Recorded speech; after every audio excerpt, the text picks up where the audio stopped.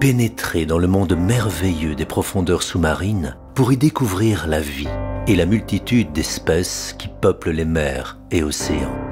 Ma première incursion sous les flots me laisse un souvenir d'une uniformité de couleurs passant du vert turquoise au bleu azur.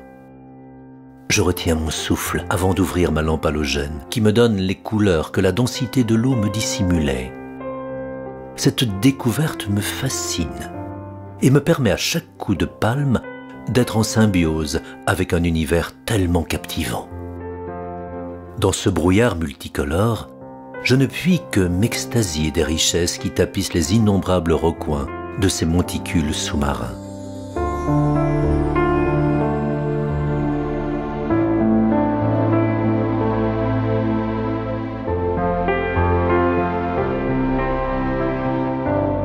Crinoïdes en attente du plancton, dont leurs fins tentacules captent de microscopiques proies, ou les gorgones qui filtrent au travers de multitudes de petites branches la nourriture que le milieu marin leur offre.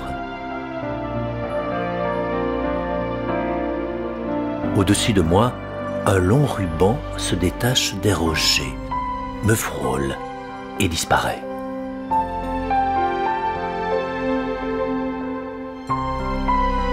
Griserie d'accepter dans le halo de ma lampe qu'une brume dans une eau sans limite va surgir avec une nuque gonflée de cruauté, une murène, corps souple et musclé, regard inexorable, gueule béante ouverte et refermée sans cesse dans un clappement silencieux, elle parade d'une beauté vicieuse et fascinante.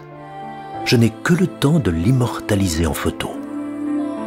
Pour l'instant, la mer est à moi, une mer propre et libre. Je croirais flotter dans l'air, et pourtant, à moins 28 mètres, malgré une lumière glauque, j'exulte. Les couleurs époustouflantes des tunisiers bleus me grisent dans l'offrande des bouquets multicolores qui s'offrent à mes yeux. Parfois, une lueur d'argent passe aussitôt évanouie. Quel rêve! En m'enfonçant lentement le long d'un tombant vertical, lâchant par intervalles en guise d'adieu mes bouffées de bulles. Là, immobile au milieu de cette eau chaude et transparente, je guette une imprévue pouvant m'inspirer.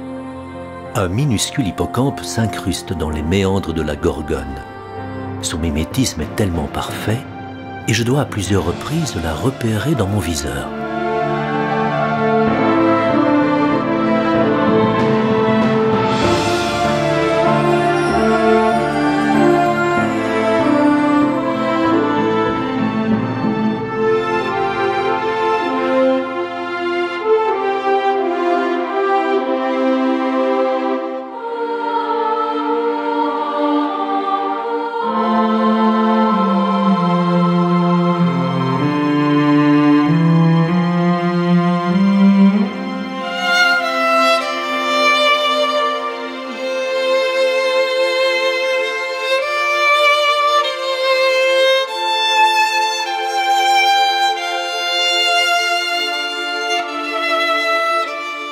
Mais l'épave sur le pont velouté, dont la vase s'envole en nuages impalpables, me fait faire un long coulé au contact de ses parois gluantes.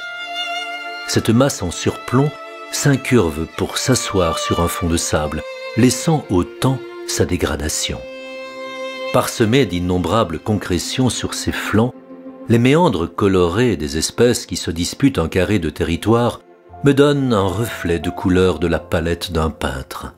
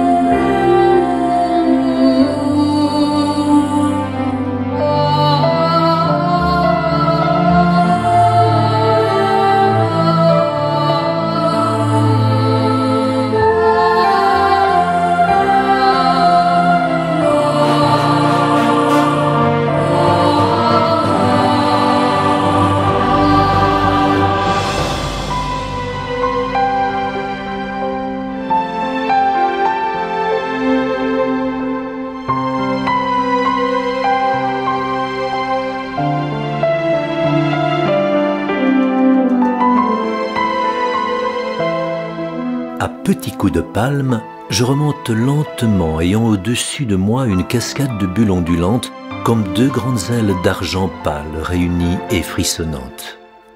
Le spectacle est grandiose et m'intimide. Aucune limite dans cette infinie grandeur est hallucinante. La beauté de ces fonds concrétise mes rêves.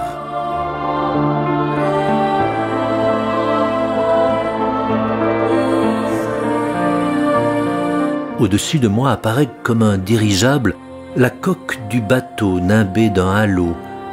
Ce n'est plus un rêve.